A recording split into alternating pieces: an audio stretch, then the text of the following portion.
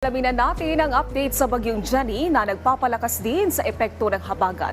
Ihahatid yan ni Pag-asa Weather Specialist Benny Estarea. Magandang hapon, Sir Benny. Magandang hapon po sa inyo, ganyan din sa ating mga taga-subaybay. As of 10 in the morning, namataan ng mata nitong si Typhoon Jenny, 340 kilometers east of Itbayat, Batanes. Taglay ang maximum sustained winds ng 155 kilometers per hour malapit sa sentro at may gustiness hanggang 190 kilometers per hour.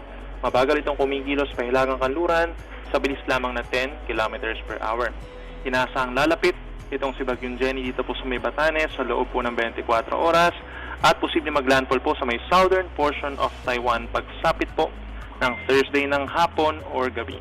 Maring lumabas naman ito ng Philippine Area of Responsibility afterwards patungo sa southern portion of China.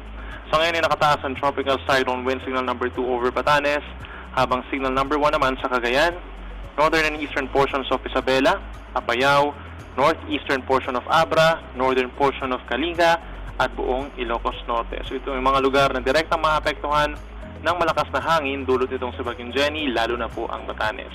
Ang ilan pang bahagi ng ating bansa makakaranas pa rin ng mga pag-ulan at pagbugso ng hangin dulot po yan ng southwest monsoon na siya pinalalakas ni Typhoon Jenny. Asahan po natin ngayong araw mataas na tsansa ng ulan sa may Zambales, Bataan, Occidental Mindoro, Antique at northern portion of Palawan, kabilang po ang mga isla ng Calamian, Cuyo at Kalayaan. So mag-ingat po sa mga posibleng pagbaha at pagguho ng lupa at mataas din po yung chance na magtaas tayo ng heavy rainfall warnings doon. Over the rest of Luzon and some parts of Visayas pa dito sa may western portion, asahan din po ang maulap na kalangitan na sasamahan ng kalat-kalat na ulan and thunderstorms for today and even sa mga susunod na araw habang nasa loob pa rin ng PAR itong si Bagyong Jenny. At meron tayong mataas sa alon, gale warning po dito sa may northern and eastern seaboards of northern Luzon. So pagbabawalan muna pumalaot, lalo na yung maliliit na sasakyang pandagat dahil sa delikado at patataas na mga pag-alon. Yung mga latest muna dito sa Weather Forecasting Center ng Pag-asa, Benison Estareja, magandang tanghali po. Sir Benny, tanong lang po, may posibilidad po ba na maglandfall pa itong bagyo sa iba pang parts ng extreme northern Luzon? Consistent po itong si Bagyong Jenny sa ngayon, no? Halos didikit lamang yung eyewall niya at nasa around 100 to 200 kilometers yung closest distance dito sa Batanes. So hindi po siya maglalandfall.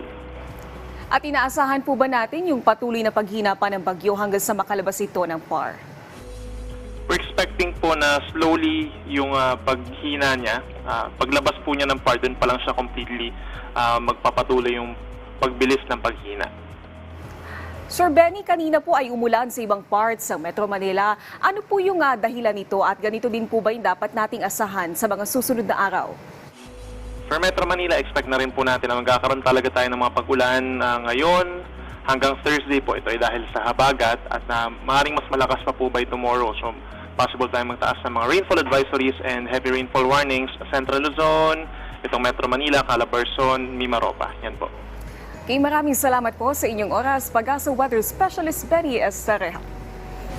At paalala sa ating mga kababayan, para maging ligtas sa lahat ng pagkakataon mula sa epekto ng pabago-bagong panahon. Ugaliing tumutok dito lang sa PTV Info Weather.